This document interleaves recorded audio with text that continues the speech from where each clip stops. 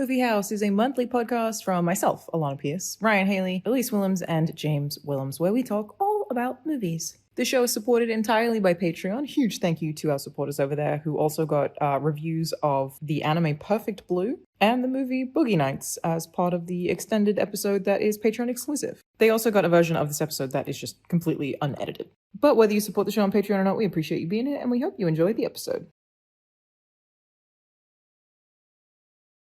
Dust Bunny came out first.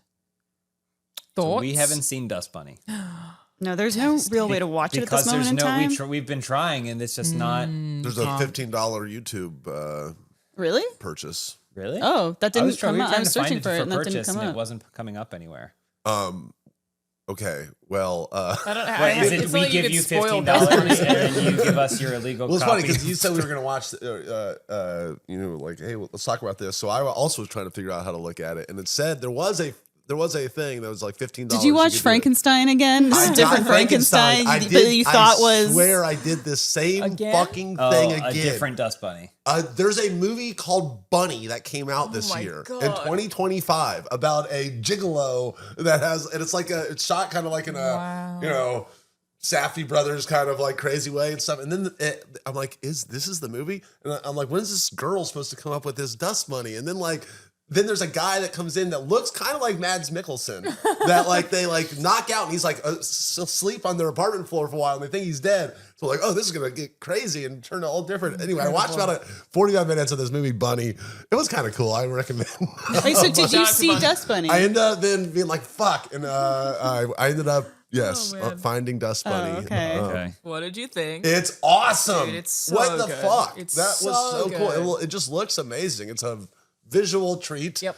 You know, the production design and stuff is awesome. It's crazy. And that's his first movie. Yeah. That, how did he get so confident? It looks like a weird John Woo kids movie. It's kinda. Brian Fuller, right? Yes, Brian Fuller is a very good friend of mine. He has he's prolific in television. Hannibal. He's a very competent man. Film, I guess, like on his IMDb, that's his only feature his film. film. Yeah. So, but I think Hannibal, Pushing Daisy, like he's. Oh yeah. I Dead to just Me. am not as familiar with TV directors, so that's cool that he, obviously has the experience to make something like that because it was really well made and cool. It's so unique. It's so unique. Like, obviously he is a friend, so I'm biased, but I genuinely, the credits rolled and I was like, it's perfect. I have literally no notes. He's like, it's fucking incredible. It's so weird, so unusual. And the sets are incredible. Like, there's so many things about it that are just so odd, but it works so well.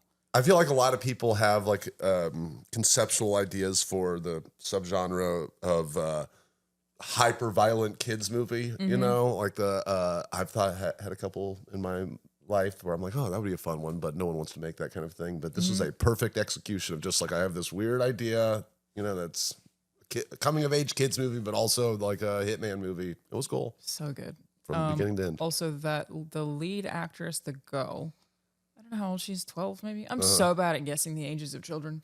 I don't know, 12. Yeah. Stranger Things has ruined it for us. Yeah. She, so they like auditioned a ton of people for that role, and she's Scottish, and she's good enough that they had her learn an American accent. Just because he was like, well, it's clearly her, but she can't be Scottish. So she had to also learn the accent. She's so good. Like, Wow. it's unreal. That's surprising. Yeah, you have to see it. It's a really excellent movie that is just very, I wouldn't even know, like if you asked me for a plot synopsis, I wouldn't even know how to tell you. Well, the plot synopsis online is hilarious. I've been trying to get my friends to watch this. Like, hey, what movie should we watch tonight? Well, there's this movie called Dust Bunny, and online it's like a pimp, and then some guy ends up on the ground. a little girl hires a hitman to solve the case of the monster that ate her parents. It's like, what else do you need from that? Correct. Yeah, that's exactly what happens. I guess by the time this comes out, there won't be like an announced wide release or streaming date for it. Probably not. Okay, because that was my whole thing. Is I'm like, wholly interested. And then we were at a party and somebody tried to tell us the whole plot of it. And we were like, please. It was so funny. Yeah, we were at a party, and then, have you seen Dust Bunny? No, but we're trying to watch it. We really worked really into okay, it. well, I won't spoil it, and then just started like basically spoiling it. And so but I like eyes white We or were, like- rolled back in my head, yeah. went into my mind palace. in So a state, I was like trying to hear like white noise. Like, Yeah. you know when you're like at a party and I was like actively trying to be like I don't know this person well while enough only to- listening to other conversations Yeah. and like things would slip through the cracks, but like not enough to put it all not together. enough context. Not enough I context. didn't want to rudely be Gigolo, like, "Hey, New York." shut up! I told you I want to see it." In their defense, I don't think you could spoil it really. In that, like, if someone were to tell you the entire plot, it wouldn't take away from the magic of that film. Those are my favorite, and I think the best made things where you could tell me how it ends and it's the journey Yeah. versus the It's reveal. the way it's done is so strange. Like, it's I fucking loved it, man. What a film. We went- Is your friend going to get pissed that I basically admitted to streaming illegally his movie? I don't think Brian will be upset about that. No. Okay, cool. Yeah, Sorry, Brian. I think he'll be just fine. I think you'll be okay. Yeah. You could always give Alana some money that she could pass To on. give to Pass on Brian. Give me Brian's Yeah, cash he app really after needs this. that. No, that's not how it works. You really, Creator of Hannibal could really mean- use your $15. If you were gonna rent that day of release on streaming, it'd be what, $25 maybe. But then you have to factor in that the streaming service is going to take a percentage of that True. from Brian. So you'd probably want to add. I don't But know he what. goes to the theater, he's probably going to get a popcorn, soda, some candy. Yeah. Well, I'm going to subtract the marketing that we're giving him through this podcast. Oh, yeah, no, fair. Oh, I Yeah. see. Yeah. Yeah.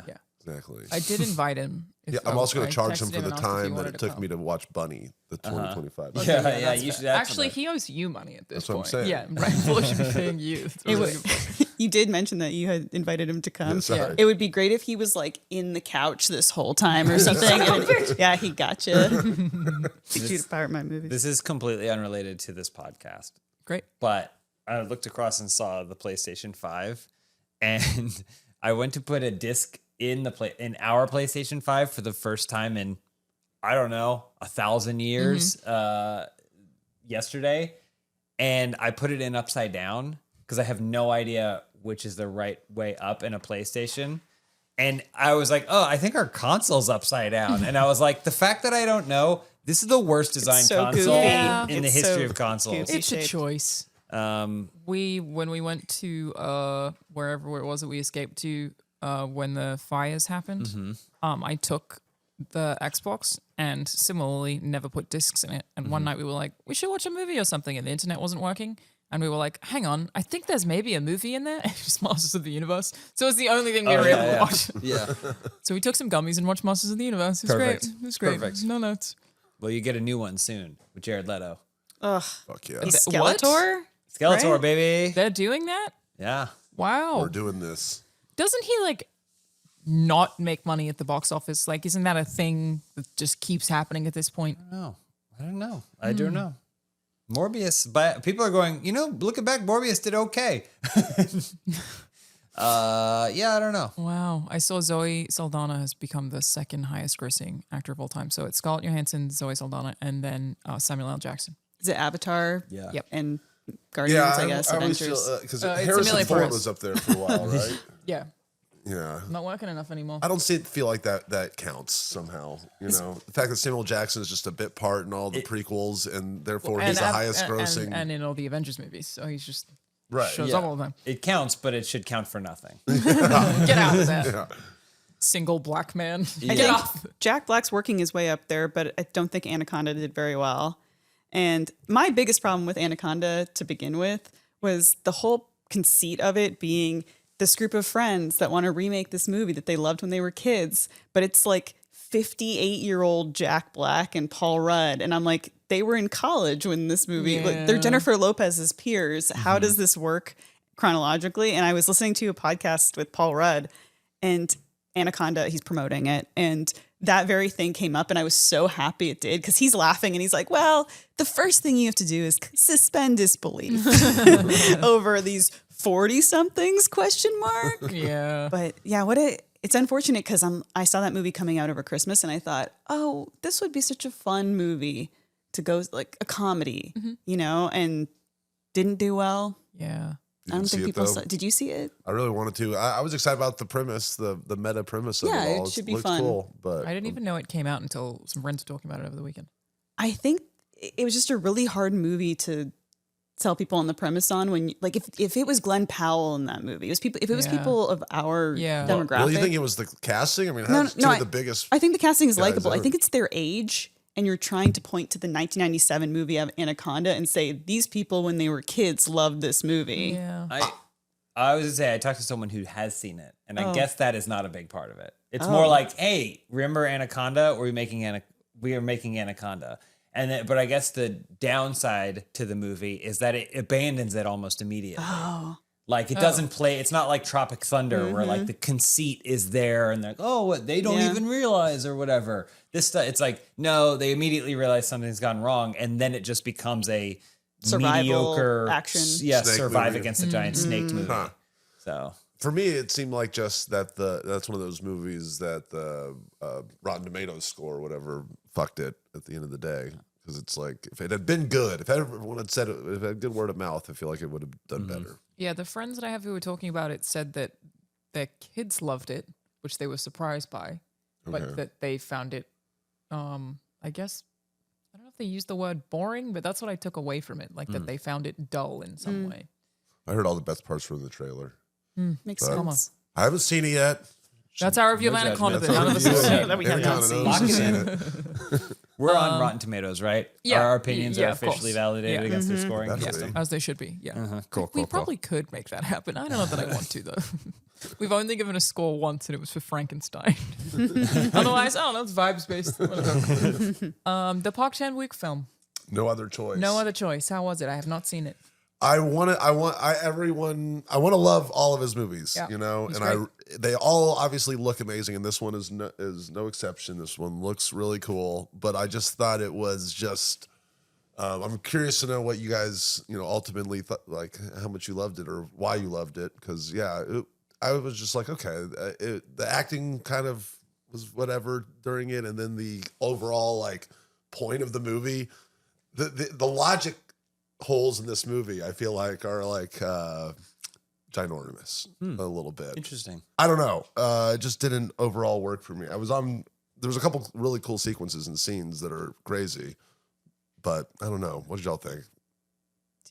I mean, I think we talked about The Coffee Table earlier and how it's like a very black comedy. This is less. But I feel like this is a true black comedy. Yeah. Sure. Where it's like serious things are unfolding, serious dire circumstances are unfolding, but you can't help but laugh about how they're being presented. Like obviously the sequence with the stereo being really loud, and he's trying to shout over the stereo like his threats to this guy, but he can't because the stereo is so loud and they can't hear each other, is like such a funny circumstance when you think that like someone's life is on the line.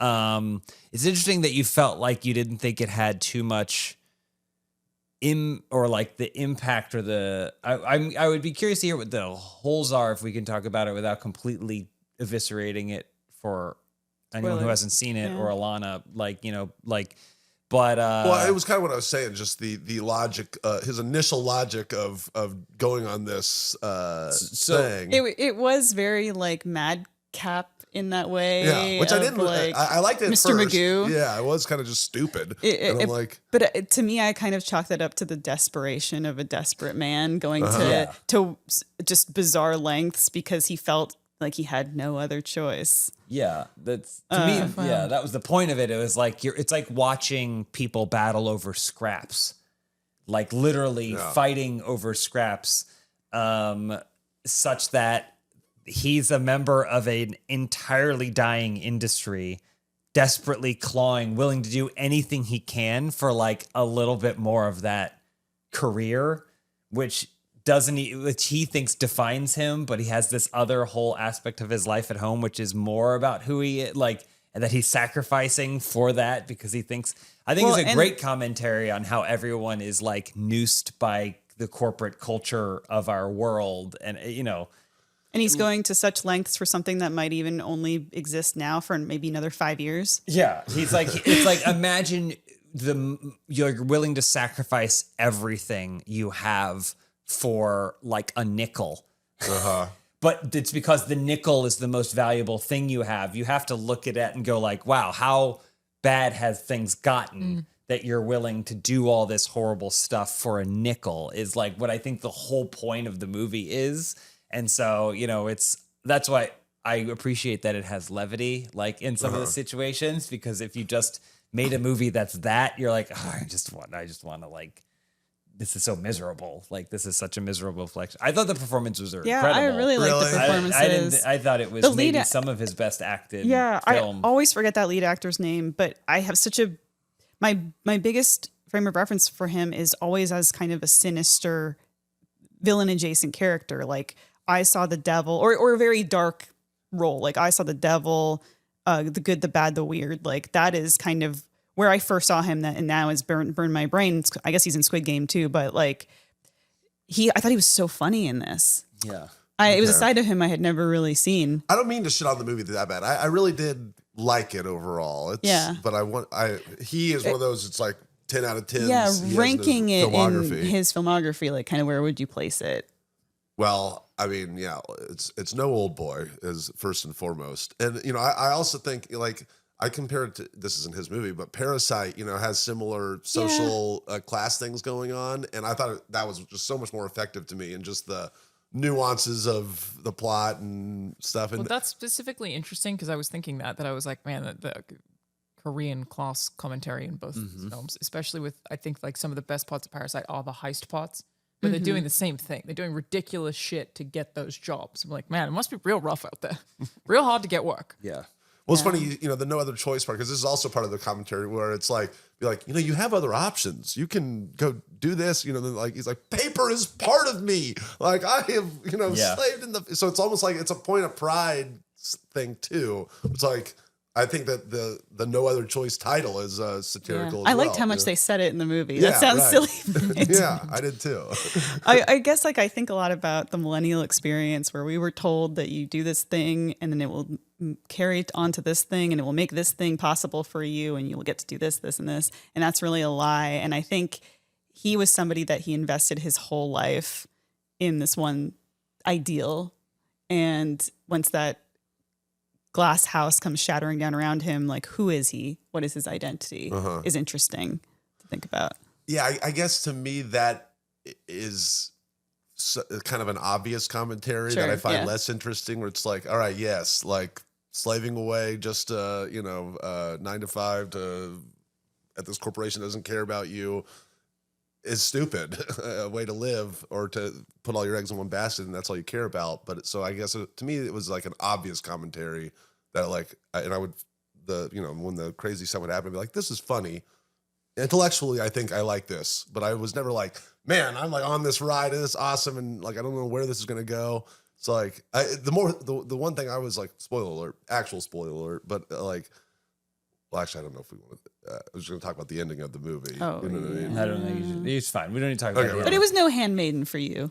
Yeah, no way it's a Handmaiden. The Handmaiden, I would say, is like a 9. Better. Yeah. I'd say Thirst is an 8 or a 9 yeah, for me. I love Thirst. And I would say this is probably a just solid low 7. Like, it's good. It is just good. I loved it. I thought it was great. I think my favorite thing about Park Chan-wook is how he can make a this, and he can make a Handmaiden, and he can make an Old Boy. Like, and they he all can have make a visual Thirst. Like, things that they all have visual things, but like tonally, he can like, the opening scene is this guy barbecuing on his little grill, this eel that he got from his bosses. And it's like so hyper saturated, and there's cherry blossoms, and his beautiful wife is telling him and they dance together, and he has these 2 kids that love him and everything. And it's like it's a cartoon. I've got it all. It's such a cartoon that you're like watching it going like, oh no, like, and I think when you can create those moments where the audience feels the dread, even though there's nothing dreadful happening. It's like the beginning of Barbarian, where like it's just a normal it's basically I love stuff like that plays with your emotions. And then you were talking about in Perfect Blue, the intention, scene to scene intention.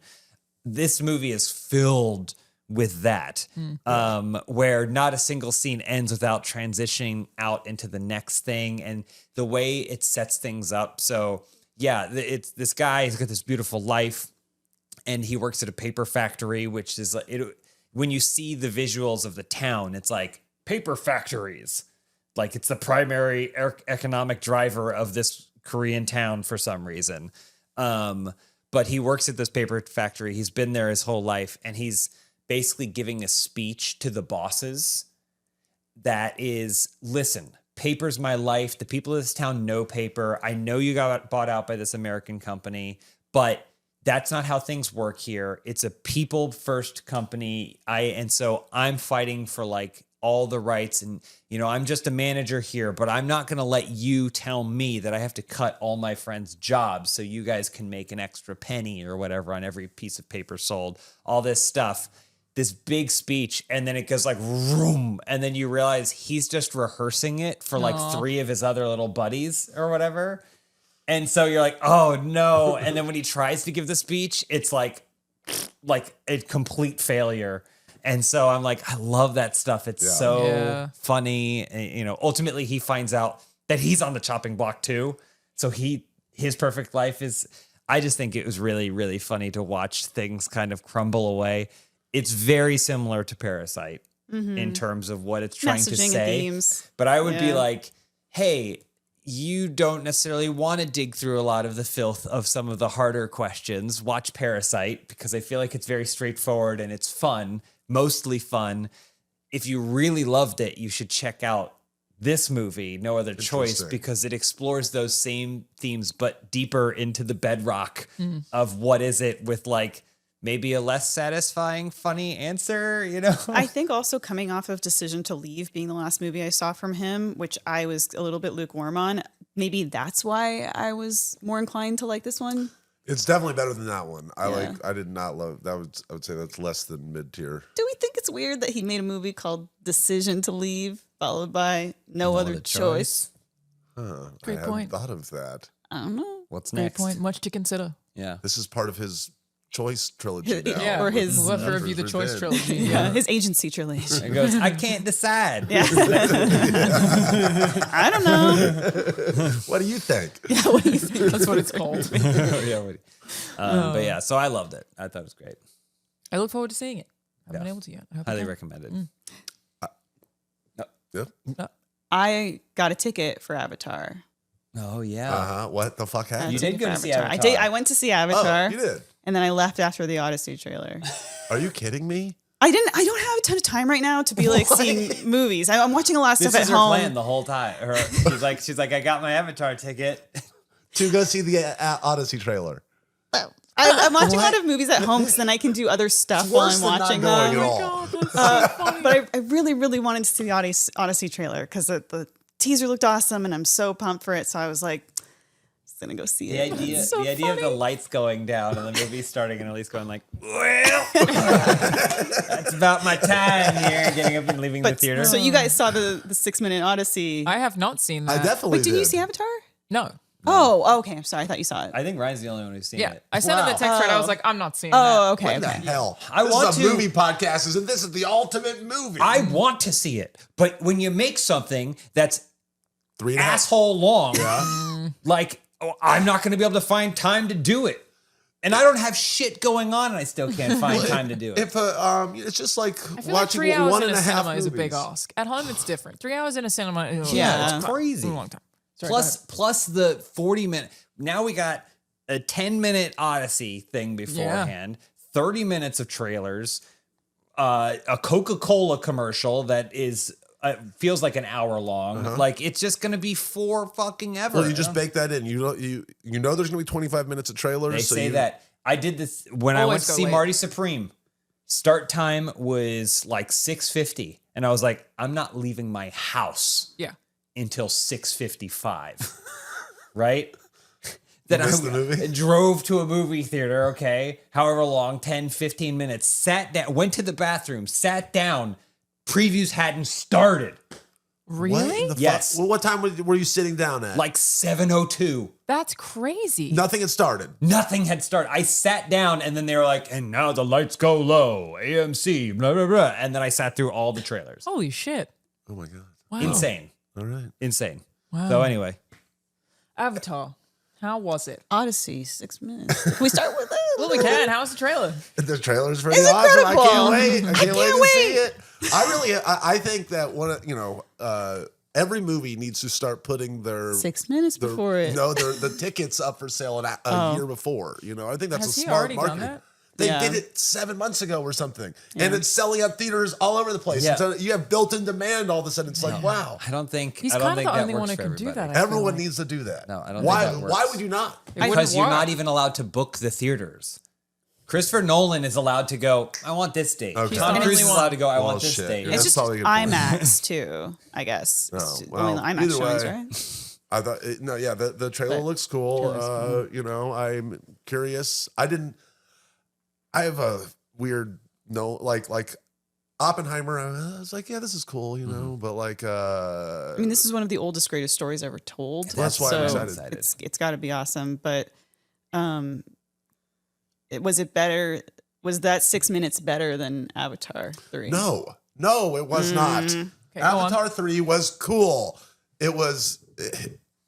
You liked Avatar 2, right? I don't know. I thought you liked it. thought You it was- liked the whales. First of all, I hated the I whales. thought you liked it. And I don't understand why they're subtitled because all of their emotions are conveyed visually. So why the hell are they subtitled? strong I think lore. maybe the worst shot James Cameron's ever done in his whole career, including Piranhas 2, is the eye of that whale and him too saying it's too painful. painful. I think it's maybe one of the worst things ever put to screen. Which Alana, papyrus. doesn't that whale sound like Esquier? Oh, yeah. You're absolutely right. Like we were like from playing Expedition, and we were like, "Oh my god, it's the whale from Totally Avatar." right. That's crazy. Yeah. Maybe it's the same guy. maybe. Can we get Oh, a no, fact? Yeah. Woo. And then the other fact that I think Avatar 2 is 55 minutes too long. All the shit in the Okay. jungle beforehand. I do not care about the family at all. I would be way more invested in this whole franchise if they were just like, yeah, that was like one thing that happened over there. But there's also other tribes that are dealing with their own environmental shit. And you get rid of Sam Worthington, and I don't care about Neytiri. I don't care about any of their family dynamic. I don't care about weird half-breed Sigourney Weaver. I don't care about any of that. So that's But then when James Cameron makes an action sequence, you're like, oh, that's really cool. I wish it wasn't wrapped up in all this garbage. so interesting because I'm the complete opposite. I want to see them wearing weird human clothes and just trying to do normal shit. I don't care about the action sequence. Do they have genitals? Because they always wear loincloths. Well, I they thought have about sex that. by the tails. Right. So do they have genitals? Well, The tail's the genital. you no? would think they would, but I looked really hard in the IMAX screen that I was at, Mm-hmm. and they were there's virtually nowhere for them to be flopping around. Assuming they're as big as I think they would be. Picture Ryan front row, so he can a see magnifying on the glass. Just have undercarriage. smaller, since they have the tails, they don't need the other erogenous Yeah, but like zones they must like defecate. out their mouth or their tail. They just Maybe. If they everything did it comes out the of tail. the tail. Maybe. That changes the Maybe tail it's shots. like a slit that is like Cloaca? suctioned and then just. I actually do want to know the answer to this. Where does James Cameron think that Avatar Na'vi people Defecate shit? in some way. Yeah. Do they shed or pee, and where does it come from? Where And does it why go do they out wear of? those Yeah. little loincloths? Yeah, what are they hiding? I know. Much to unpack. Well, ultimately, you're right about it's no Avatar 2. I'll say that. God. So if you don't Oh, like my Avatar Lord. 2, Oh, just Lord. don't even bother. Okay, we don't want you in the theater. We? Yes, us Navi heads, us Pandora There's heads. got to be a name. Whatever. Yeah, there's got to be a fandom better name than Pandora head. There But must be something. it is a lot of the same. I must admit, even though I'm a big fan of these things, and but it looks amazing. There are sequences that are great, is what Yeah. I would say. Like in all of them, there's like, wow, like this sequence is amazing. That the last one you said was what, 50 minutes too long? Yeah, I could This cut, I one cut is 55 only- out easy. This one's only an hour and 20 too long. So That's worse. So yeah, it went in the opposite direction. So That's- if you, yeah. it's worse. I hear Okay. there's a lot of hot characters in this one, There's literally one- and figuratively. Isn't there one There, specifically? okay, that's another thing. Not as much. Not could have used more fire and ash. Oh, I'm talking about like they're The sexy. hot one. People the are chief horny of for the, these. The fire yeah. tribe, everyone is like Yeah, she's gooning awesome. for. She's hot. Yeah, Yes, okay. agree. All right. Okay. There's some, and there's a lot. This is the horniest Avatar. Yeah, what'd for you sure. say? Yeah. Right. Absolutely. Okay. Yeah, it could have been hornier, in my opinion. Yeah. I want to see these Na'vi. Yeah. How does it Swans. work? That's give the people what they want. If you sat there for 3.5 hours and don't know if they have genitals, maybe it wasn't as good a movie as you're saying. Yeah. I fair enough. I mean, the loincloths are too small to be hiding anything. I think they're Barbie I smooth think down so there. too. What's the Yeah. premise? It's like a cloaca. It's got to be. Yeah. What's the premise of this one? The premise is that there is yet another tribe, but this is a tribe that spits on Awa, the god, the tree god. You know, they don't believe in her. They think that if you believe in her, you're I thought inferior. at first both of you were gasping, like comically gasping at the fact that someone saw would him spit saying on it, I Awa, yawned but no, immediately. you just were, as soon as he started describing the plot of it, you both yawned. Well, Lana yawned, and that made me It yawn. was almost simultaneous. Oh fuck! Oh Sorry. my god. The Fire and Ashen tribe, they don't like Awa, and so they just go around. You basically said the tree god, and I went. Oh. Wait, whose god is Awa? The original Avatar? Yeah, the they people put we've him on been the tree. following, the Sullies, you know, they worship Awa. They're the dragon tree Did they people. discuss the fact that he's an imposter wearing their skin anymore? Yeah, that gets it comes crazy. up a little bit, right? It Doesn't comes up a Natiri little give him bit. some shit? Oh yeah, she doesn't like him anymore or something. They're having some marital problems. Okay, cool. Yeah. Because Good. He's. Sorry, he's like an avatar, sort of. Yeah, he is an avatar. He is the Catch titular. a lot of yes, he's he's the an titular avatar. He's the avatar. so, Okay, so yeah. they're Navi, yes. Yeah. Yeah. So okay, Navi okay. is what is the fire people called? The Ashen. The Ashen. Yeah. And they, like I said, could have used more fire people. The real cool parts of the story of this is, you know, I was always gonna yawn again. Oh god, sorry. Lang, whatever his name, or Yeah, Stephen Lang. Quidditch, or whatever his name is. Quidditch. It's not Quidditch. The but bad guy. The bad guy. Yeah. He, you know, is now an Avatar after Avatar 2. He's Yeah. Oh, right. He's in Yeah. Blue Body. Yep. Right.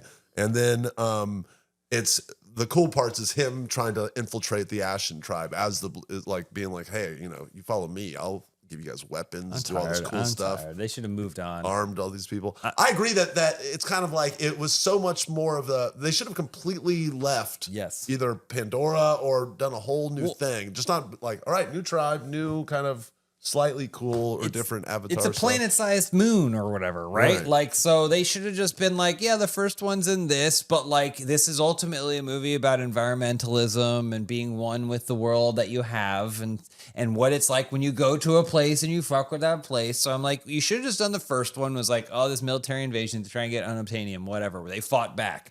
But on the other side, there's a whole different biome. It's a water-based biome. And how do those people fight? And if we just told 3 different stories that were just kind of like vaguely related, as opposed to it being like the Jake Sully story, like Sully I just Chronicles. don't care at all about that.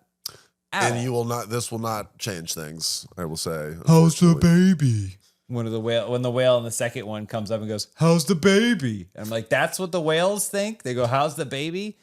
There's They're a supposed lot to be more wise. whales. Yeah, I know. I've heard there's a lot more whales. Doesn't They also Sigourney have Weaver nose play rings. a child? So what? Sigourney Weaver plays a child. Yes, she does. Is that strange?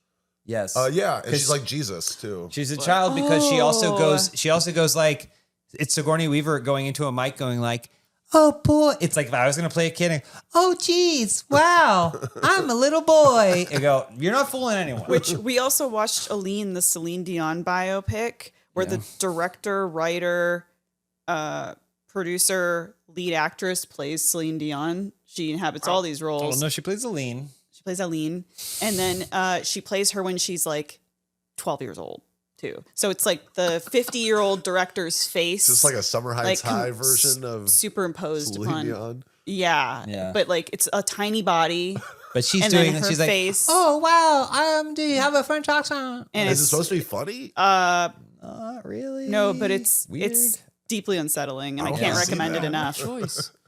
Yeah. Anyway. Anyway, Yeah. Anything else to say about Avatar?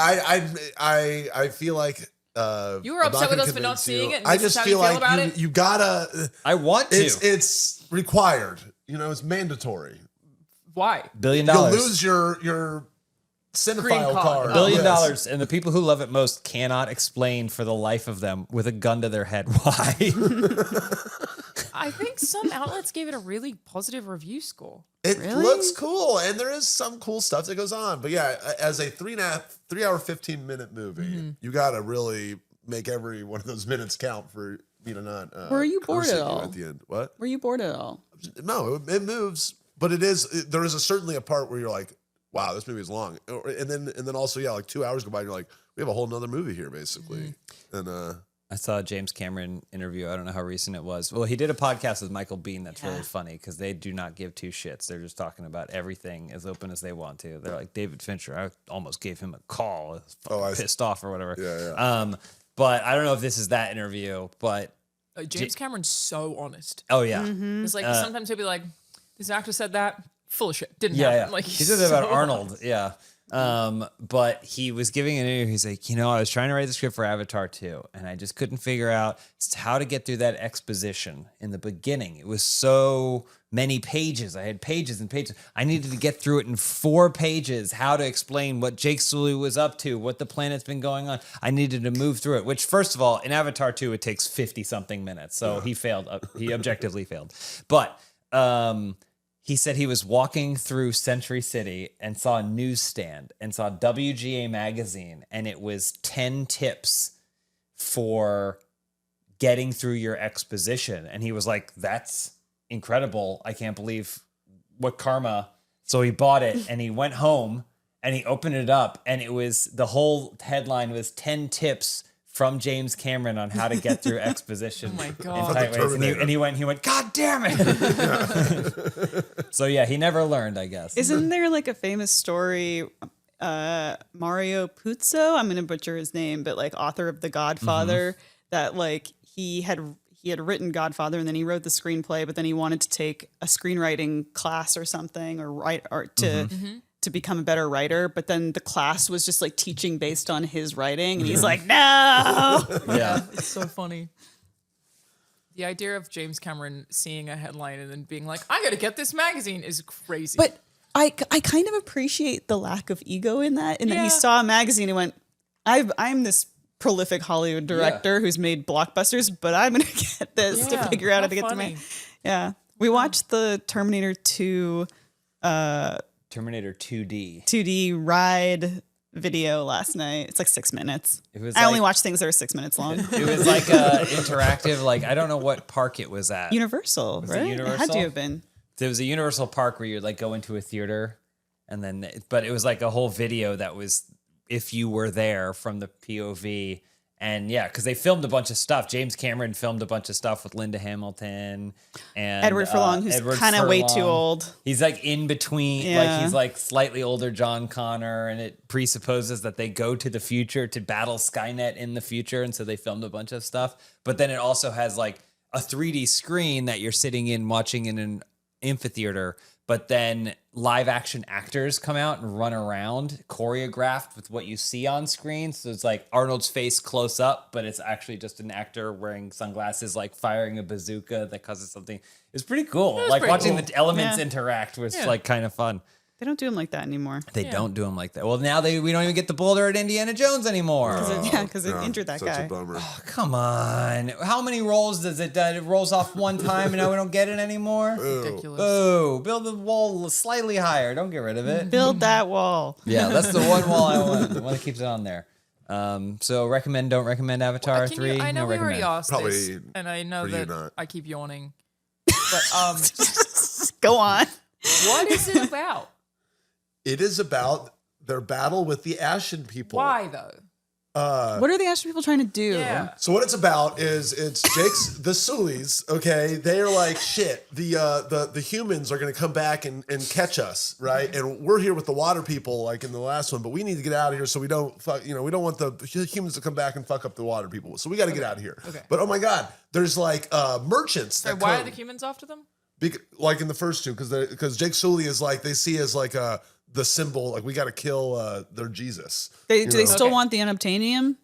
He led the rebellion in the first movie. he led the rebellion, Yeah. so he's like the symbol. So they're trying of to the catch him. Yeah. Okay. Yeah, and I didn't hear the word unobtainium one time in this 3 hour, 15-minute movie. I just want to, in defense of unobtainium, Uh-huh. it's historically been used as a scientific term for an element that we haven't added to the periodic table yet. Like a weird, hard to find thing. So I've never held that as a mark against the first movie because it it is kind of in line. We're like, we're not exactly sure what this is. We know it's really valuable and it's hard to get. And that's something that in the past science, it's a stupid name, but scientists came up with the stupid name first. I don't think I knew that. That's cool. So like we can't just keep, there's plenty of things we can rip that on. it's called unobtainium before it exists. Like, I think it's like a theoretical, it's like a name. Right. So this thing would have been named. Yeah, but we don't know how far along it is in the science of the Well, Avatar it's far world. enough that they're obtaining Well, it. they gotta obtain it and then they name it. So it's like I guess also like the Na'vi probably have a name for it because it's Also native true. to their Also planet. true. awa and- juice. Is that what it's called? No. But so yeah, I guess it's humanity trying to. It just sucks because the first movie was like, oh, this invading culture is coming, and they view these other cultures as primitive. But when the guy got into the culture, he realized, no, their society is just as complex and emotionally intelligent as we could ever dream of being. They just live a different way. And I was like, that's like a fun theme. Like, yeah, that's a fun theme that we've seen several times before, but we've maybe never seen it in a space opera type way.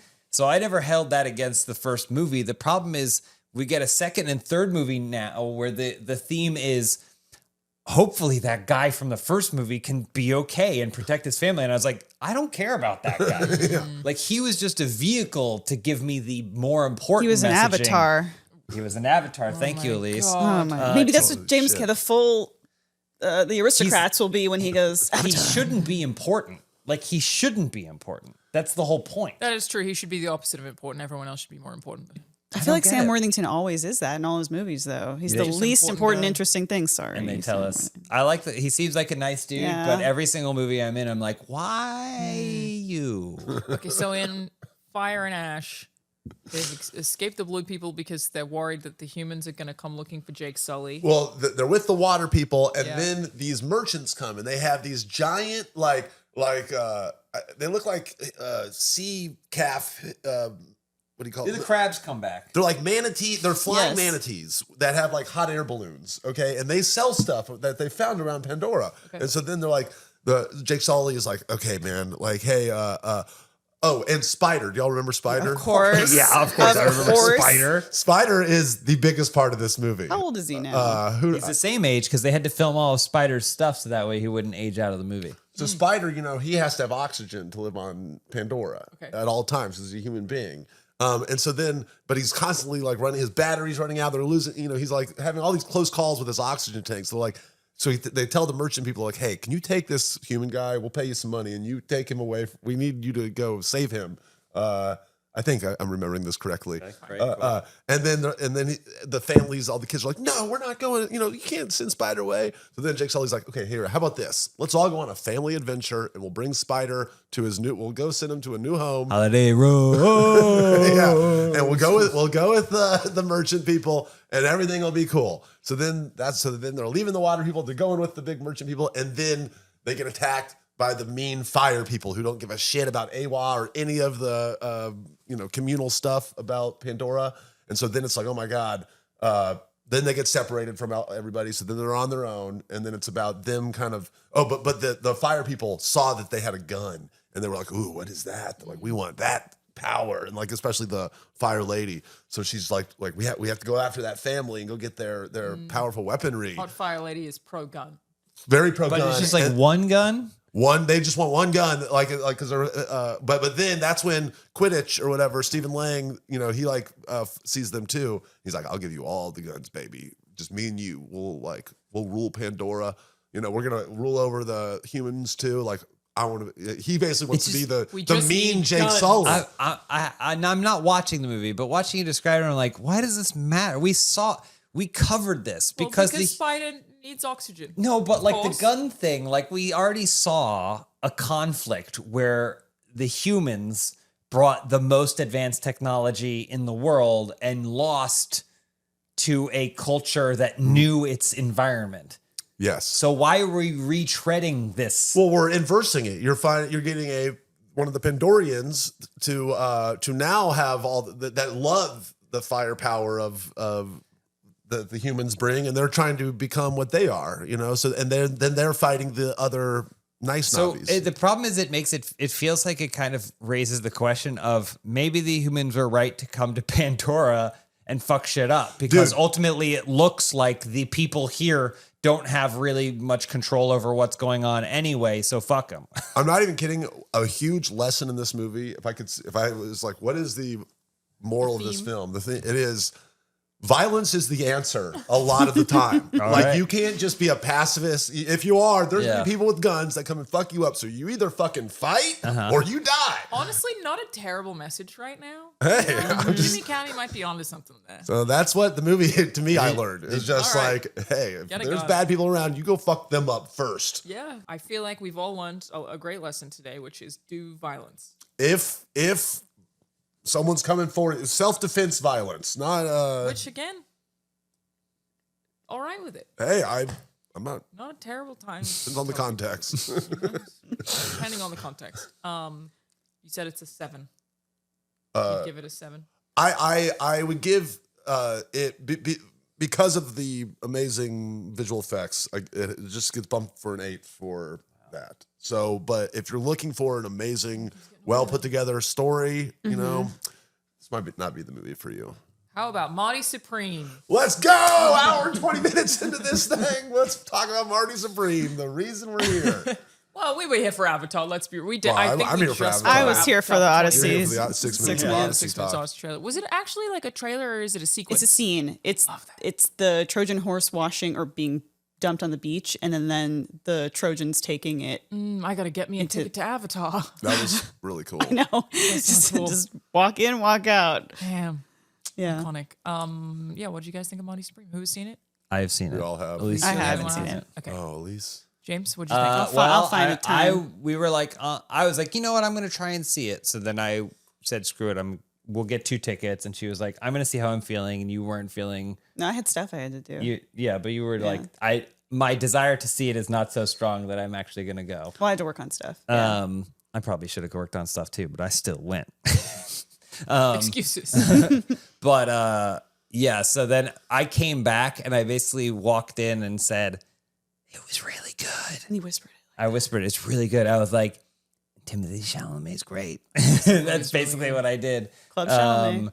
Because, you know, I know you're not a Chalamet head. And I know a lot of people are kind of like Chalamet. A Chalamet. Nice. That's good. I like that. Oh. Did you come up with that just now? Oh my god. I know a lot of people, especially with the marketing for it, were like, "Ugh, I'm so tired of this guy." I also hated the marketing. Well, It speaking made of me that, I not got wanna to see put the on my movie. Marty Supreme. Oh, yeah, coat put on your while we Marty talk about Supreme this. orange. Yeah, I hated the marketing. I love the marketing. I wish every movie had someone that was just going up to people going, fuck yeah, come see my movie. It's awesome. On top of the sphere and The shit. sphere thing was so awkward. That's what got me about it. He was like, in cinemas, Wait, what did he do?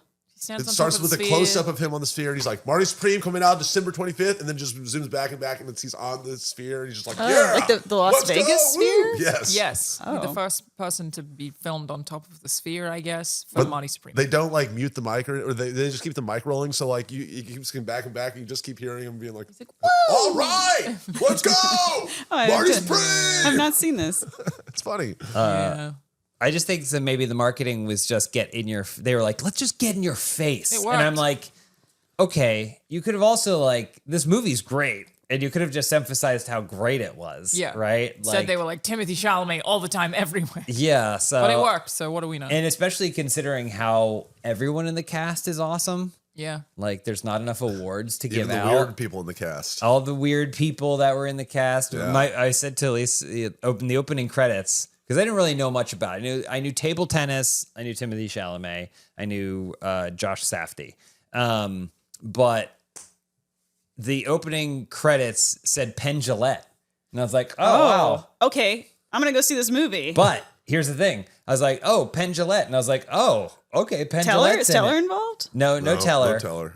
And then the movie ended, and I was like, where the hell was Penn Jillette? Really? You So didn't then know? I watched the credits, and I was like, that was Penn Jillette? Like, I knew it like I immediately. had no idea, because it's filled with this eccentric cast, Yeah. and it's never like, meh.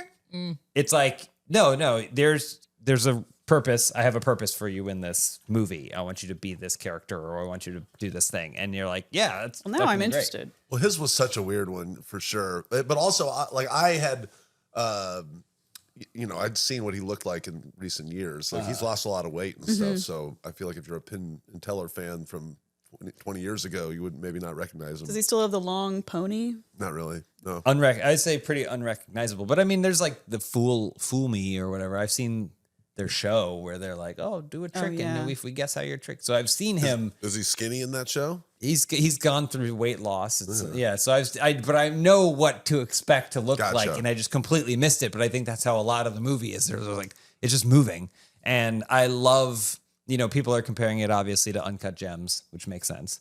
I feel like this is more fun. Yeah. Because Uncut Gems really does feel like a guy will get to safe haven and then he'll make a choice to fuck it all up for himself, right? Whereas this movie is better about a dude just kind of like creating a cloud of shit in the first bit and then having to deal with the repercussions of that cloud and like realizing like you don't just get to walk away from this. Like, And they really pay off every thread. And they there pay are off so every many thread. of them, but every single one of them is wrapped up, even though it doesn't really need to be. And I was thinking about it, I was like, there's so many things that happen in this movie that you'll be like I was like, what about the dog? Yeah. And then it comes back around and it answers it for you, even if it doesn't actually move the plot forward. It's so satisfying to watch those things all get tidied up, and there's so much going on. And I very much felt like it was similar to Uncut Gems in that they're both really stressful. You're just like watching somebody do things that you're like, please stop fucking doing this. And I mean, his first movie is also like that. But I think I agree in that it's not like watching somebody ruin their life, which is why Uncut Gems is so hard to watch. Yeah, what type of stressful is this one? Similar kind of stressful, where he's just like the protagonist is an asshole. Like he's not a likable character. He's a jerk. But he's very smart, which I feel like also movies don't do that often, where in a lot of ways he's actually smarter than the audience is. So the mistakes that he's making are really just his arrogance repeatedly, but he's not necessarily like fucking his life up. He's just super arrogant and cocky. And so that goes in different directions depending on like the situation that it's in. But Yeah, he's constantly, fucking over people, and it's like he has a mission and he'll do anything Regardless of who he screws over. regardless of who he's screwed over. So it's just kind of like a guy making a lot of bad decisions back to back, and you're seeing, like you said, him dealing with the consequences. But I think one of the best things about it is you don't get to know too much about his past before we kind of jump into it. But the things it shows you're like, aha, I understand why you are the way you are. Like literally one interaction with his mother, and you're like, I see. yeah. This is the way you learn. This is how you think humans are supposed to interact with each other, because this is the environment in which you were raised. And so it's Fran pretty Drescher. effective. It feels like it's Ferris Bueller. Like it's basically Ferris Bueller's Day Off. If he was a huge asshole. yeah, if he was like way worse, and you actually saw like the repercussions of what his lies and trickery does and the people around him. Ferris Bueller, not an asshole, but he's not entirely concerned with the well-being of everyone around him. Yeah, when you're young, you're like, oh, Ferris Bueller, so cool. And when you're older, Jennifer Grey, you're like, what? Like, Jeez, just cool it, man. Go to school. Yeah. Like, we don't need this shit right now. Leave It's me like alone. when you watch Mrs. Doubtfire as an adult. Yeah. Versus as a kid, when you think, man, Robin Williams is just trying to be a fun dad. He's trying to throw this fun birthday party for his kid. Why is Sally Field just such a stick in the mud? And then you watch as an adult and you think, God, he was putting this woman through hell. Mm-hmm. You know? Brings a goat to a birthday party. I also, one of my big things is when you're making a movie or making anything creative, you can control the world. And I hate the excuse of, well, randomness happens in real life when random things happen in a movie. Right. I don't like that, because you get to choose what you're showing us. So there was something we were watching recently, and like a scene unfolded, and I was like, why did they show us that? Is it just to fill time? Like, I couldn't remember why. Was it Runaway Bride?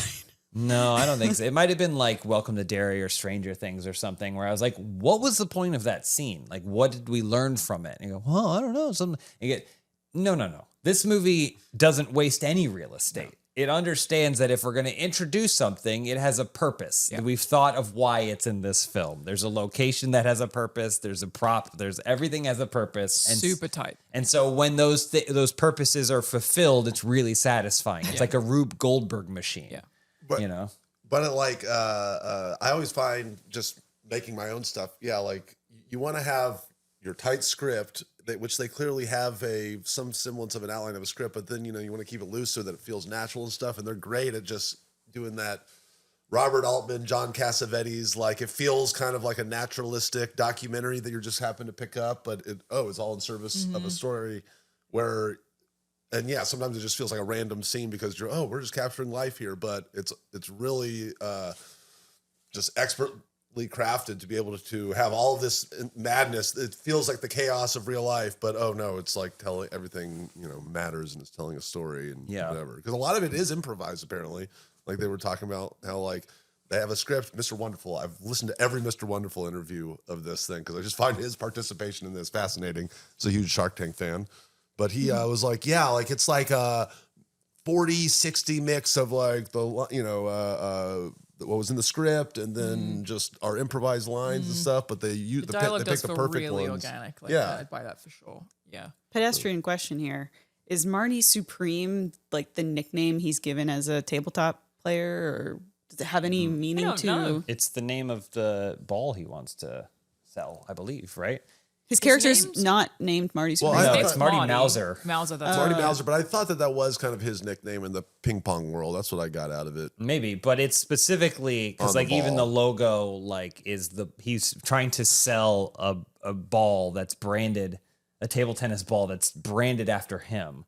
And it's Marty Supreme, made in USA, and it's an orange ball as opposed to a white table tennis ball. So that way it doesn't disappear behind someone's shirt. Yeah, I don't know if that's a real thing. I assume it is. It's based on a real guy. Yeah. So Well, I went back. There was so much of that where when the movie ended, I'm like, okay, this clearly is not a one-to-one true story of this guy's life. It's not even really a table tennis movie. It's called a sports movie. There's so little table tennis. That would be one of my few criticisms is could have used more ping pong. Well, maybe personally. that's why they had to go so over the top with the marketing, because thinking about it, when I first learned about this movie and it was coming out around the holidays, which is usually like the sea of biopics, you know, we get the Bruce Springsteen movie, we get the whatever. Like, I was like, oh, is this like a biopic about a tabletop tennis player? Some dude we've never heard of and don't care about. It's going to feel like when they did that sort of Battle of the Sexes movie with Steve Carell and Emma Stone about the tennis player. I was like, is this what it's going to feel like? And it sounds like it's not like that at all.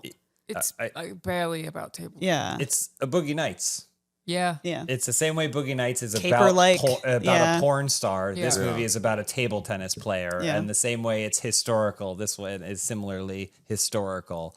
I will say the table tennis that does transpire is like gripping your edge of your seat, because the stakes aren't just who wins table tennis. Yeah. The movie just basically goes like, oh yeah, table tennis, and then spends the rest of its runtime going like, what if we made it the most important table tennis game ever? So when you are watching the table tennis, finally you're like, oh my God, you know, just because there's so many stakes onto the table tennis that it's really, really compelling. Yeah, and even though he's an asshole, I still like want him to win. That's the throughout thing the whole too. thing, I hope he wins. You see all the bullshit that he's done, but you're also thinking like, but the other stuff, some of the people that want him to lose are worse. True. Who would win in a tabletop competition or match? Marty Supreme or Forrest Gump? Marty Supreme, I think. Marty Supreme's pretty good at table tennis. Really? I think so. He's pretty because good. I think Forrest Gump was a trick shot artist. We see Marty Supreme also has that skill set, but I just don't think Forrest Gump would have the drive to win. What? Yeah, he has a singularly focused but he work doesn't- ethic. Marty has no Supreme's drive. competitive. Like, he wants to win because he wants to be the best. Right, but I think just Forrest Gump from has that. sheer skill level, like the hand-eye coordination of that Forrest Gump showed in the movie Forrest Gump, I didn't see that in Marty. I think that's why Forrest Gump never went pro with football. He didn't like all of these. All of He these had to different- fight for his country. He has all of these different things, and he never took it all the way because he doesn't have any drive. He has a natural affinity for he took it all the way. running, for all these things, He but ran across the country 5 times. stop. but he doesn't win anything. He's not competitive. 'Cause he doesn't care about winning. He doesn't care He about only cares winning. about Jenny. But he would just happenstance You're his way asking who into would it. win. I Yeah. think Marty Not Supreme who's would better. poison Forrest Gump in order to win, and Forrest Gump would eat the chocolate. Okay, well, if there's that we kind know of a he eats thing going on, then maybe. I But think he would. I don't know. I think that Let us know in the comments. Who would win? Forrest Gump would win. I think I he don't would think actually win. If, People wanna if you're know. asking who's better, Forrest Gump. Yeah, it'd be like playing a machine. Okay, but who's gonna win? Marty is gonna win. Who has the drive to win more? Probably Marty, but that doesn't mean he's going to win. I Gump think is an drive anomaly. is a huge factor, a huge factor in competitiveness. Huge I agree factor with in you, competitiveness. but if you much don't have together. that drive, you're not going to push yourself that extra inch to do anything to win. If you don't have that skill, like why didn't Well, he's pretty skilled. he didn't he's make great. it into the? Why didn't he? Why didn't they let him in the tournament? 'Cause There's He's so good. many other He's the factors. Tiger He's Woods. So a many dick. extraneous Ping pong. factors. Yeah, Okay, well, yeah. We'll throw a poll up. Yeah, throw a poll up. Let us know your thoughts in the comments. The other thing is, the supporting cast in this movie is incredible. Very good. I every single time I want to tell people how great she was, I don't take the time to look up her last name, but Odessa. Uzziah. she was great. She's fantastic, and I know there was like a whole thing where people on the internet were like, "Where did she come from?" Because she's in I Love LA, and now she's in a bunch of red carpet stuff, and it's like it feels like industry plant. Like, oh, there's this person who's now everywhere now. She was in Until Dawn, and we saw her in the Hellraiser remake she's that in came out a Hellraiser, couple years ago. But she's utterly legit in this movie. Like, I feel like She's great. best supporting actress nomination for sure. It's also like worth considering that it happens once somebody is in one thing, Yeah. then people find out and try to put them in other shit. Yeah, right? yeah. Like the minute that the woman who's the lead of the Penguin was in that, then everyone was like, we gotta get her. Like Yeah. it does happen that way. Yeah. She's very, very good. I thought they were all really good. I also Mm-hmm. think they did a great job of I don't know if it's real, but of like making Timothée Chalamet look less attractive. Like, not that I'm attracted to him, but I get like he's got a boyish Yeah. cuteness to him, right? Objectively I think it's good the looking porn person, stash. I'm sure. Yeah, well, But but it's he- also like they he's gave got him like pock marks yeah, and like a acne scars and a unibrow and- unibrow. Oh, really? And like Yeah. they made him look human, Yeah. Imperfect. which was actually really nice to see. yeah. And I think that I saw like some criticism of his performance. I thought he was fantastic. I didn't see Timothée Chalamet at all, and everyone's really good in this movie. Yeah. It's not a bad performance. I thought Very, it was very amazing. You didn't Yeah. like Mr. Wonderful? I liked everybody. I even liked Tyler the Creator. Who knew he was there? I love the bigger dude with the ping pong balls. His buddy. Like, Yeah. do you know where he's from? I think I'm I pretty He sure. recognized him, but I couldn't place it. Well, I can't tell what came first, but there's this there's like a YouTube or Instagram thing where it's like people that just go when basketball fans or sports fans are celebrating and stuff. I think that he's just a huge Knicks fan that was on one of those like videos, and he just had a funny call out in that video. really? Yeah, you should check it out. The Yeah, guy I who think is that's- in the cage at the ping pong place where he trains, Lawrence? is that the guy who he was like a broadcaster and he had that voice, but then this was like 15 years ago. The homeless guy? Yeah, someone noticed that he was homeless, and so Oh, they like yeah. It was helped that him. guy. Oh my god! I don't. When I It did watched look it, I like was it. like, "Is that guy?" Like, I think it might be, Wow. but like, because they basically someone found him and like helped him get in there. Like, God, you have an incredible voice and stuff. So I saw him. I was like, that looks like that guy, but I haven't. But then he didn't talk though, really. He was like, "Hey, Marty." Like, Okay. he didn't have a lot of lines, but I was like, "Oh, that's an interesting choice." Abel Ferrara fucking rocked in this movie.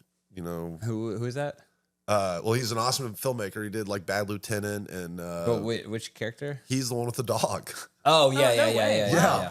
I couldn't believe it. I knew that Wow. must have been someone, but I didn't know that. I didn't Yeah. know that. So. Yeah, he was excellent. Yeah. Damn. Terrifying. Great. Yeah. Gwyneth Paltrow is really good. Really good. good. Really She's good in really this good. movie. I Yeah. mean, yeah. I also love I guess I didn't do the research just to figure out if it is, but I love when movies put fake bad plays in them. Yeah.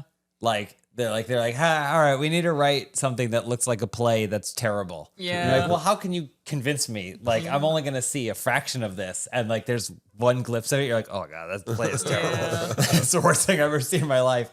The montage of him as the Harlem Globetrotter entertainer. Oh, yeah. Playing the walrus. Oh, I was yeah, like, that's yeah. amazing. This must be like a real thing that happened or something. But I think they just made that up for the I'm movie. very curious about That's how much so of it's good. real and how much of it's not. I would, yeah. I think it's got the style of Uncut Gems, but it's, I think, inherently a more fun and sort of optimistic It's also bigger. movie. Just bigger than Uncut Gems. Yeah, but I definitely took away a lot more from this movie than I did Uncut Gems. I mean, I love Uncut Gems, but in terms Uncut of Gems just is like incredible, but I guess thematically the and take is and stuff. gambling bad. Don't gamble. Like that's kind of what it Or it's is. just, Yeah. you know, It's a bigger movie than that. I mean, you I can think be your own worst enemy. Yeah, I think the thing that I saw slightly differently in this versus Uncut Gems, and it's been a while since, but Uncut Gems is like, he's out. There's points like where it feels like he gets out. And then he goes, but what if? And then he gets himself back in again, which then restarts this cycle.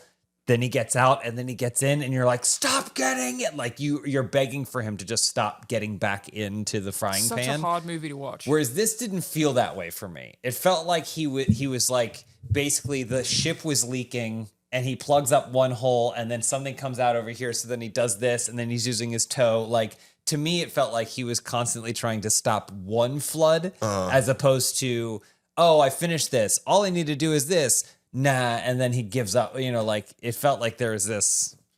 And in many cycle. ways, he's not creating the floods. He is. I would say He created the initial flood. Yes. But it once, like Some of them also just happened, like the bathtub thing. well, no, He even should- he that, shouldn't have been even taking that a one, the shower. guy That said is don't. true. He was told Yeah. not to. It's a good Yeah. point. So, but True. I like heavily related to both of the characters in their last two movies. You know, like for Uncut Gems, it's and like Smashing Machine. not a Smashing Machine as much, but you know, I love gambling. You know, and yeah, that it's just like some. I know degenerate gamblers like that. It's like, all right, you got it all, you got out of your hole. But what if we, you know, the juice, the dopamine hit of gambling, you know, that they perfectly encapsulated that in that movie. Why it makes so much money. And that's why it's a dramatic, fun movie, because you're like as an audience, like, oh no, don't do this again, please. But that's very much like, you know, a lot of gamblers do that. And this I just related to as like to me, this movie is about growing up and then like defining your own success. Like, what does it mean? What does success mean to you? You know, and like, or to other people and whatever. But just the making movies and stuff, you know, coming out here, like, oh, you know, I don't feel like I'm Marty Supreme, like, where I'm the best movie maker in the world. It's like, you know, you have a dream, you're gonna come out People here are and do saying your you're thing. the Marty Supreme of Funhouse. Some people, you know, I don't say it, but I've No, you read, wouldn't. yeah. But yeah. But like just I love the whole conceit of just like, all right, this kid with a dream that is going to do anything about the dream, you know. And so the movie's about one thing up until that last scene, which, you know, maybe for spoiler reasons Yeah, we I don't don't want to think give we should away. say that, yeah. But still, like that last scene, it like is manufactured to get a you know, emotion from you. But to me, it worked, and it made the great movie. ending. It made the whole movie mean something more than the sum of its parts, I guess. Very kind of on point or on the nose, but I thought it was I think effective. Uncut Gems is a brilliant film that I've only seen once and would never want to watch again because it's Sure. so fucking stressful. Marty Supreme, also a brilliant film, but I wouldn't mind watching it again. Yeah. Yeah. There is a big difference. Like, you know, some people obviously like you learn the same lessons over and over and stuff. It's a cycle. So it's funny that this is like basically takes place in a 9-month period. You know, that's the only True. Yeah. That's the only slightly unrealistic part, I would say, where it's just like, you know, you go from having this dream and then all of a sudden everything that we saw taking place in 9 months was pretty crazy. That's Consider true. The That is tour true. he went on and Goes stuff. through some shit. This movie has some weird needle drops in it. Oh yeah, they're great. I personally didn't like the last one. It's one thing that I was like, was that? We could give Is a that very enough for me big to go, spoiler "Was that?" warning here so that people can tune out. Give it at least. Oh, I'm okay. Oh. Yeah. Nah, I don't want to do it. It's fine. It's It's- not that important. It doesn't matter Again, to me. My question is just, was that? Do you know what I mean? Was that, know what I mean? Was that genuine? What Was it legit? was or- that? Oh, yeah, I think so. Yeah? Only because of the opening. Wait, Whisper, what the hell? are Only you talking because of the about? opening.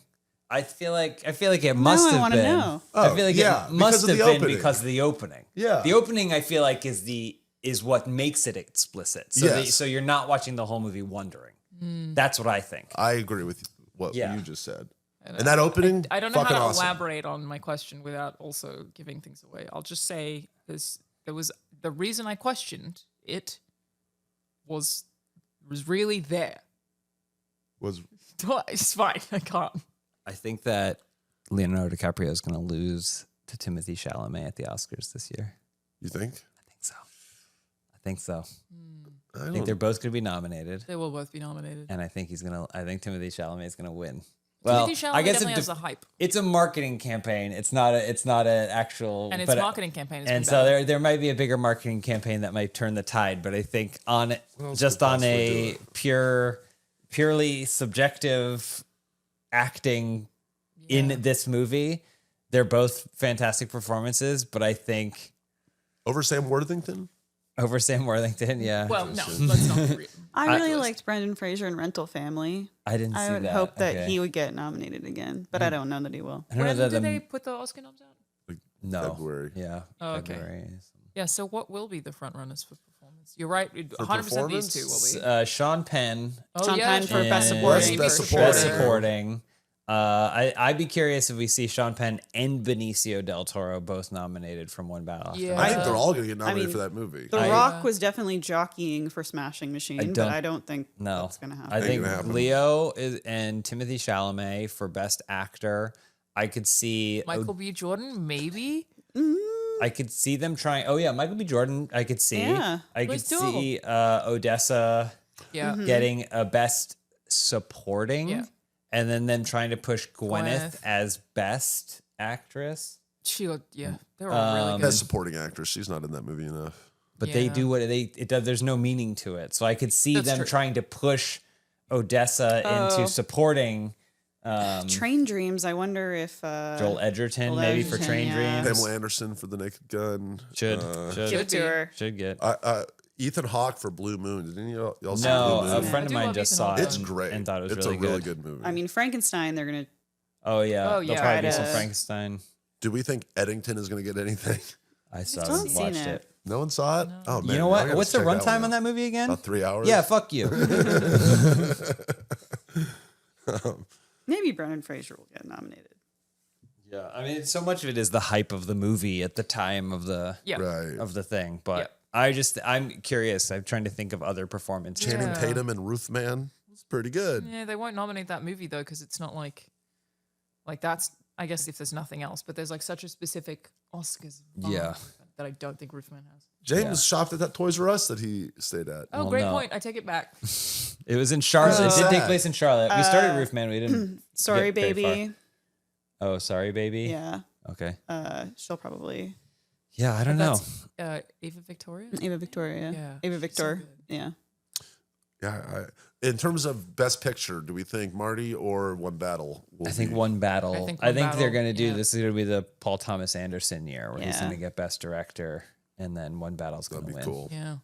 I could see Josh Safdie getting Best Director for Marty Supreme. We should just do our own list. You know, we should do Yeah. our own awards. We We should. definitely do our picks, like, or our guesses for I'd love who we to. think.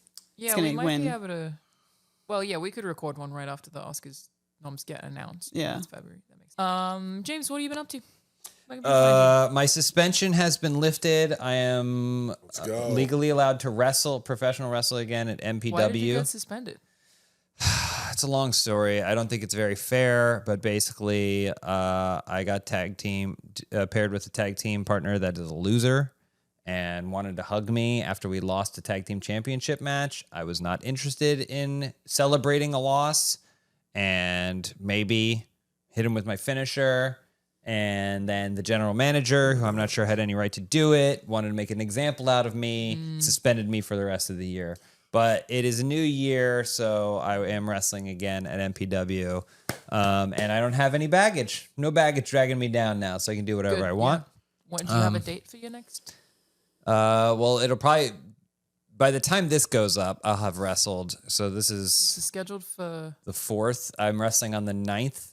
And then I Yeah, think it's again scheduled on for the the Friday after that. 22nd or something. All right, 23rd we'll maybe. We'll be up before then. How are James Angel's streaming numbers and stuff when has he been doing that lately? Oh, pretty good. Well, that's the thing. I stopped for a while because I was told, "Oh, focus on this, And I'm Yeah. like, "Okay." So I focused and lost the tag team champ back to match. the roots, Like, dude. yeah, why don't I just go back to what it was working before when I was winning matches?